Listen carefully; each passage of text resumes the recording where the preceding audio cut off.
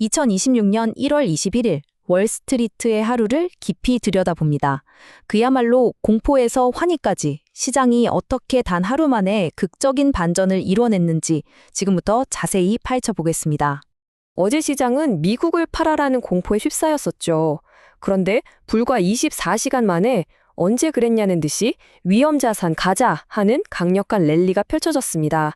시장이 말 그대로 180도 확 돌아선 겁니다. 도대체 무엇이 하룻밤 사이에 이토록 극적인 반전을 만들어냈을까요? 그 중심에는 두 가지 아주 강력한 동력이 있었습니다. 하나씩 차근차근 살펴보겠습니다. 네, 이 드라마의 첫 번째 주인공은 바로 도널드 트럼프 전 대통령입니다. 정치 무대에서 나온 그의 한마디가 시장의 방향을 어떻게 바꿨는지부터 시작해보죠. 바로 어제까지만 해도 시장 분위기가 정말 흉흉했죠. 트럼프가 그린란드를 얻기 위해 무력 사용까지 위협하고 유럽연합에 엄청난 관세를 부과하겠다고 으름장을 놓으면서 시장 전체에 셀 아메리카, 즉 미국 자산을 팔아야 한다는 심리가 퍼졌습니다.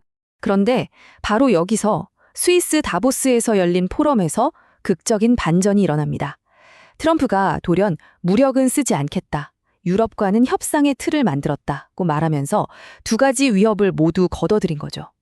이 한마디에 시장의 불안감은 눈 녹듯이 사라졌습니다. 시장은 이걸 그냥 단순한 말 바꾸기로 보지 않았어요. 오히려 월가에서 타코, TACO라고 부르는 아주 익숙한 패턴으로 받아들인 거죠. Trump always chickens out. 그러니까 트럼프는 항상 마지막에 물러선다는 뜻인데요.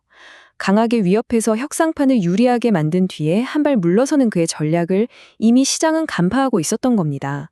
아, 위기는 끝났구나 하는 신호로 읽은 거죠. 자, 지정학적 리스크라는 큰 불이 꺼지니까요. 시장의 관심은 곧바로 두 번째 성장 엔진으로 옮겨갔습니다. 바로 기술의 미래, 그리고 그 중심에 선 엔비디아의 CEO 젠슨 황의 입이었습니다. 다보스에 나타난 젠슨 황이 시장의 모든 의심을 잠재우는 강력한 메시지를 던졌습니다.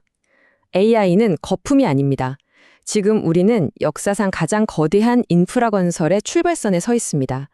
이건 단순한 자신감이 아니라 새로운 시대가 열렸다는 선언이었죠. 젠슨 황은 이 거대한 혁신을 아주 재미있는 비유로 설명했어요. 바로 5단 케이크입니다.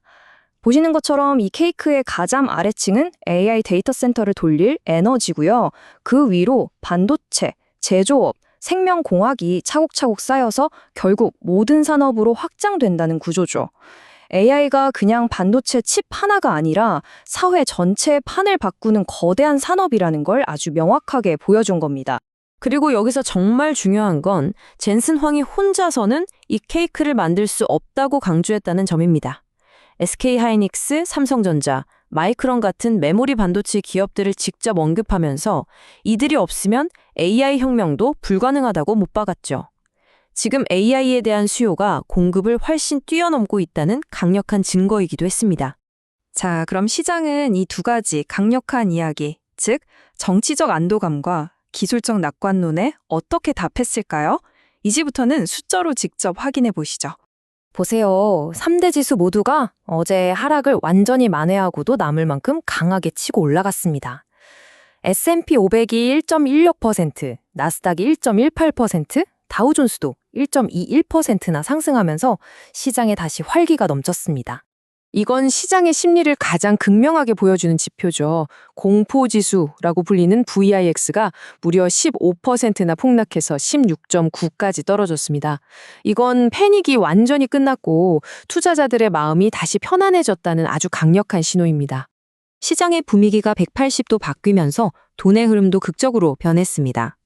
투자자들이 더 이상 필수 소비재나 유틸리티 같은 안전한 방어주에 머무르지 않고 반도체나 기술주처럼 성장 가능성이 높은 공격적인 자산으로 과감하게 갈아탄 거죠. 이걸 바로 위험선호, 리스크 온 장세라고 부릅니다. 그리고 그 위험선호 장세의 중심에는 단연 반도체가 있었습니다. 젠슨 황의 AI 예언이 현실이 된 거죠. 인텔이 무려 11%, AMD가 7%, 마이크론도 6%나 폭등하면서 이날 시장의 주인공은 반도체 주식들이었습니다. 채권 시장도 이제 괜찮다는 신호를 확실하게 보내줬습니다. 미국 10년물 국채 금리가 4.24%까지 떨어졌는데요.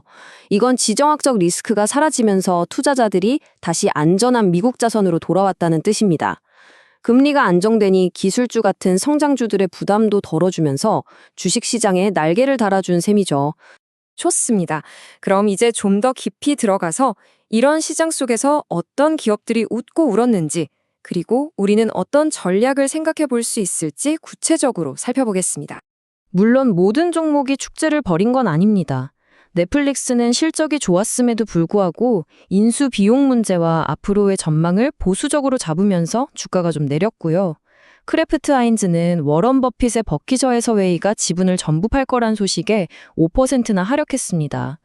반면에 명품 브랜드 버버리는 중국에서 장사가 잘 된다는 소식에 4% 오르면서 대조적인 모습을 보였죠. 자, 이런 상황에서 투자자들은 크게 두 가지 길을 고민해 볼 수 있습니다. 더 공격적으로 갈 것이냐, 아니면 조금 더 안정적으로 갈 것이냐. AI 인프라나 중소형주 ETF로 더 높은 수익을 노리는 공격적인 전략이 있고요. 반면에 동일가중 ETF나 금 ETF로 혹시 모를 불확실성에 대비하는 방어적인 전략도 생각해 볼 수 있겠습니다. 그럼 한 발짝 뒤로 물러서서 생각해 보죠. 오늘 이 엄청난 변동성이 그냥 하루짜리 소음일까요?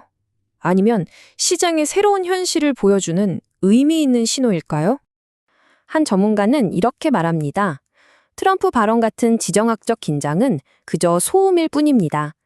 우리가 진짜 집중해야 할 신호는 바로 튼튼한 펀더멘털을 가진 기업들입니다. 결국 시장은 단기적인 정치적 소음보다는 장기적인 경제의 힘을 선택했다는 분석이죠. 오늘 하루를 장부처럼 정리해보면 이렇습니다.